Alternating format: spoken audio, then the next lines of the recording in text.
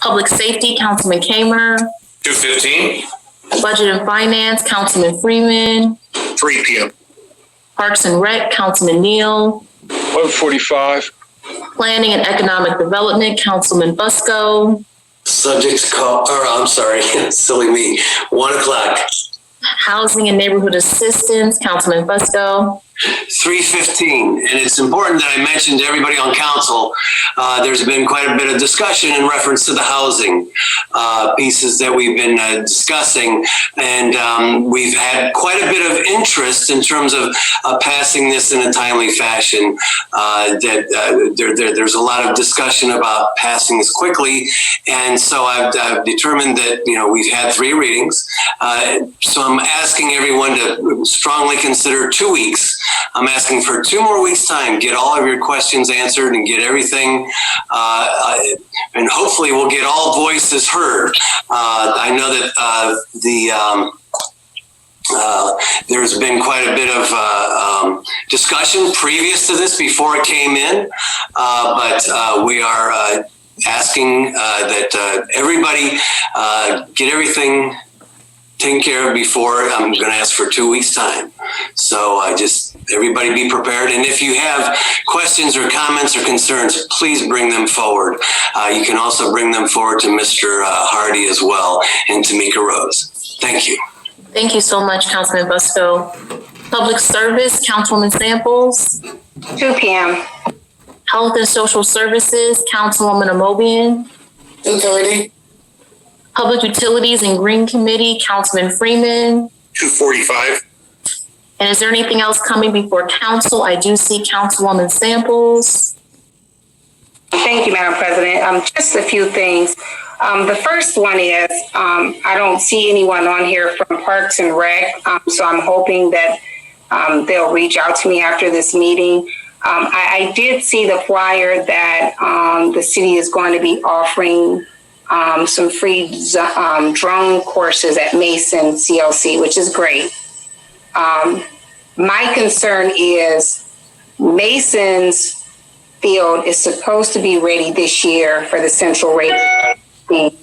And I need to know from them where we are, because those kids are expecting to be there this year to play football. Their first game is May 24th. They've been using Joy Park as a practice field, but it's definitely not equipped to be a football field. There was funding put into place to have Mason's field graded, and I've not heard anything. And I know you, Francie, taken over for John, but there were some engineers who were spearheading this. So if someone could get with me, I need to be able to tell that football team and those children where they'll be practicing and playing at this year, especially now that I see that there's some drone classes that are going to be held there outdoors. And then secondly, I'm really concerned about the gun violence going on in our city. And I know for the last 7 years I've been here, right before we get to the summer, I always say the summer is upon us. Well, that's a moot issue now. They're not waiting till the summer anymore. It's daily. The gunfire is daily. I went on our police reports just to see if maybe I'm just overthinking it or just being just a worry wart. And just the last 30 days, when I look at the crime type for weapon violations, every zone in the city has had some kind of issue as it relates to gun violence. Zone 1, 22, Zone 2, 15, Zone 3, 24, Zone 4, 15. This covers the whole city. This covers all of our wards. So the gun violence is not picking one side of town. It's not just in Ward 5. It's just not in Ward 3. It's out in Ward 7. It's out in Ward 6. It's out in Ward 9. It's everywhere. And I'm very concerned because I know we have a lot of funding that's coming into the city. A lot of us are going to be allocated funds to do things in our neighborhoods. Some of this stuff, I don't know. People have a problem with cameras. People have a problem with thinking Big Brother is watching. But right now we need Big Brother to watch. As I look through these reports, some of these incidents are happening on the same streets. So I don't know if these young people with these guns, if this is gang related, it's retaliation. They're going on streets shooting at houses and coming back days later and shooting at another house. And as you look through these reports, you see that. You have one address on the street and you look in the same street, different address. And I'm very concerned for a lot of reasons now. I've got parents calling me because their boys are walking home from school on North Street and some kids in the car start shooting at them and they had to cut through Hickory Street just to get away. I mean, what if they would have shot one of those little kids? I'm very concerned. We go across the other side of town, we have a shooting on one street, and 2 days later, I don't know if it's the same people who came back and they start shooting on the street again. Well, one of those houses they shot was my sister's house. And thank God she was at work because she's a nurse. The very same living room that her and her husband sit in, they pull bullets out of recliners, out of tables. And the scary thing is, I'm big on cameras. And thank God for the neighbors having a camera on their house because my sister didn't have a camera on hers. I am concerned. We all should be concerned because when I look at these zones, this is the entire city. This is every ward.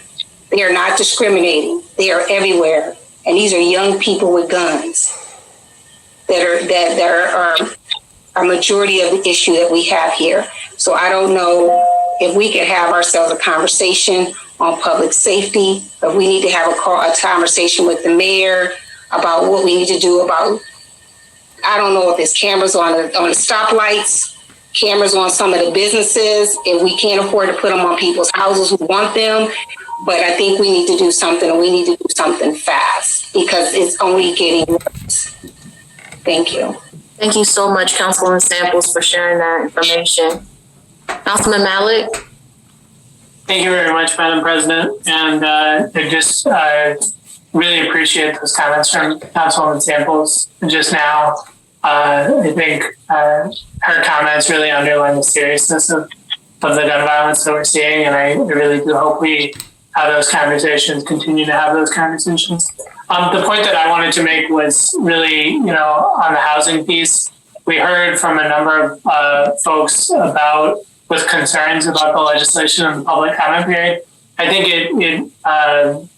it kind of reflects something that I've seen in folks who have called me over the last few weeks, which is that there's kind of fundamental misunderstandings about what this legislation does, right? It's not that, someone's going to go into court and promise to pay and then get an eviction dismissed, right? They have to put it in escrow, right? It's not that, if someone has concerns about a tenant that are about noise or drugs, that they can't reject someone who happens to be a voucher holder. It's that they can't reject them because they're a voucher holder, right? And so I think that, I appreciate, Councilman Fusco saying that we want to, get everyone's perspective out here and move towards a vote.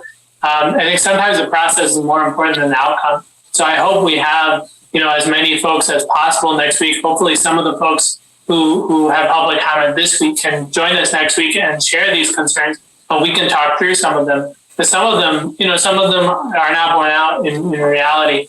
And ultimately, I think these are things that we can move forward on. And then on the back end, if and when hopefully we pass this, and hopefully we can allocate some money to do landlord education to explain what this is and what this isn't, because truly it is not some, radical thing. It's pretty straightforward. It's some basic things about fairness. If someone has money, we're saying you should take it so that we have people who are housed and people who are not on the street.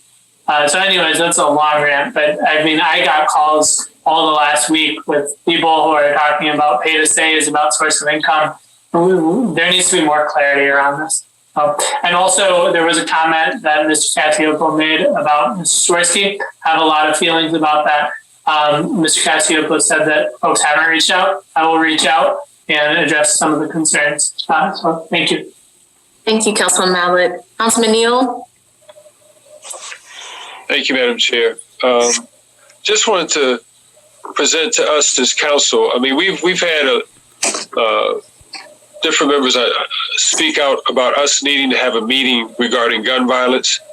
I'd like to propose that we schedule by next week time where we meet as committee as a whole, either an hour before or an hour after our meeting. I think it would serve our constituents well to know that we, a separate body from the administration, are looking at what we can do to bring something to the table to assist the community, the administration, and the police department. The police department. We do have these dollars that are coming in, and it's, if we come up with a plan just because we have the dollars, that scares me, because we'll be spending money rather than investing. We need to think of a plan that will be sustainable. The answer, and I think we've all agreed, isn't more police on the street. I hear and I feel my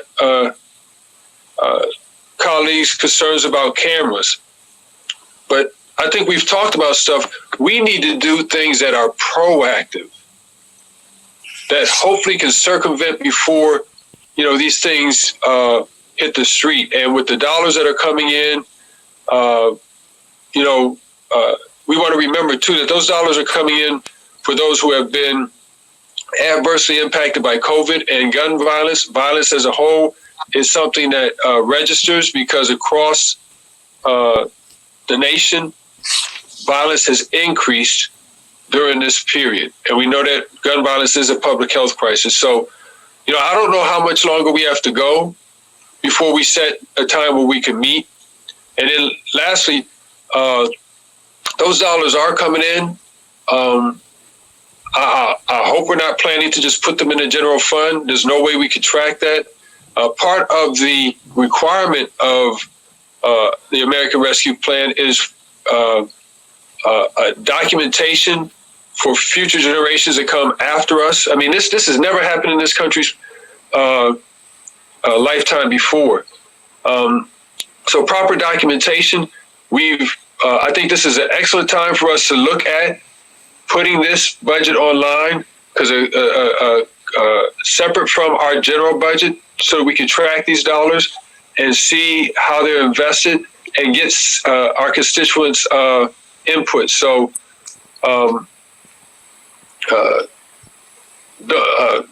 I know we usually need to have legislation come in. We could always go into committee as a whole at any time and vote to, have these meetings. But I don't think we need to call a special meeting. I think we can just plan until we come up with some type of resolution. But I know it would do our constituents well to know that we're working on something. Thank you, Madam President. Thank you so much, Councilman Neal. I'm just going to ask if you would be so kind and willing, because again, I think these conversations are very necessary. If you could just reach out to Public Safety Chair, Councilman Kamer, so that we can pull something together. Thank you. Is there anything else coming before council at this time? Councilman Fusco? Motion to adjourn, please. We have a motion to adjourn, and if there are no objections, meeting adjourned. This concludes the live broadcast of Akron City Council. Margot Somerville, President of Council, presiding. Thank you.